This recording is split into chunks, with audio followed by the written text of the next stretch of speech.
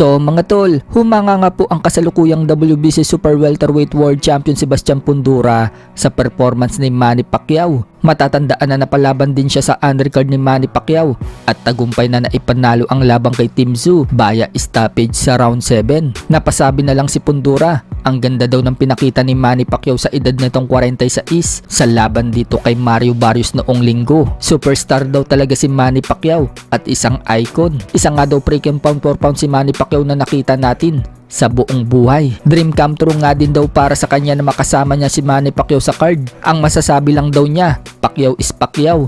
Sa kabilang banda naman mga tol, trainer ni Triple G na si Abel Sanchez, humanga nga din po sa performance ni Manny Pacquiao. At dahil usap-usapan na si Romero ang next na makakalaban ni Manny Pacquiao, sinabi niyang tatalunin daw ni Manny Pacquiao itong si Romero.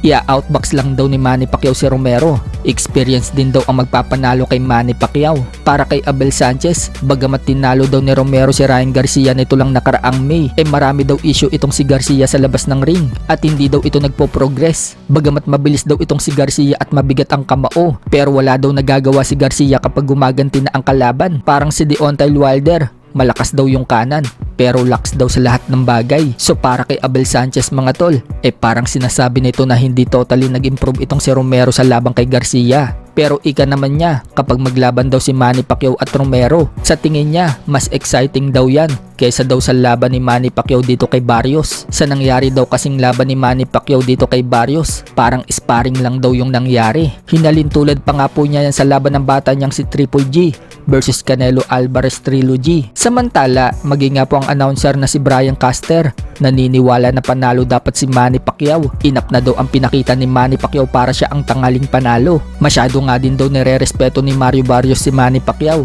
Sa ibang banda naman mga tol, Tokyo Olympics bronze medalist Yumar Marshall, sinabing nagamit daw niya yung mga advice sa kanya ni Manny Pacquiao sa training, kung kaya't tagumpay niyang naipanalo ang laban sa undercard kay Pacquiao. Tinapos niya sa loob lamang ng round 3 ang kalabang si Bernard Joseph. Ani Yumar Marshall, paunti-unti umano niyang nakukuha ang timing, patient, at nagamit ang advice sa kanya ni Manny Pacquiao, kaya naayos daw yung mga mistake nila noong mga nakaraang laban. Asahan daw natin ngayon na mas lalo pa daw siyang mag-i-improve at sana daw balang araw maging world champion daw siya. So kung hindi lang nadaya si Manny Pacquiao, sana lahat ng Pinoy panalo, si Mark Magsayo, Yumar Marshall at Manny Pacquiao. Sa ibang balita naman mga tol, kung marami po ang na-excite at nag-abang sa laban ni Manny Pacquiao versus Mario Barrios noong linggo, mukhang marami din po ang may-excite ngayon kapag natuloy ang laban sa Araneta Coliseum sa pagitan ni PNP Chief General Nicolas Torre III versus Davao City Acting Mayor Baste Duterte. Ayon po kasi sa report mga tol,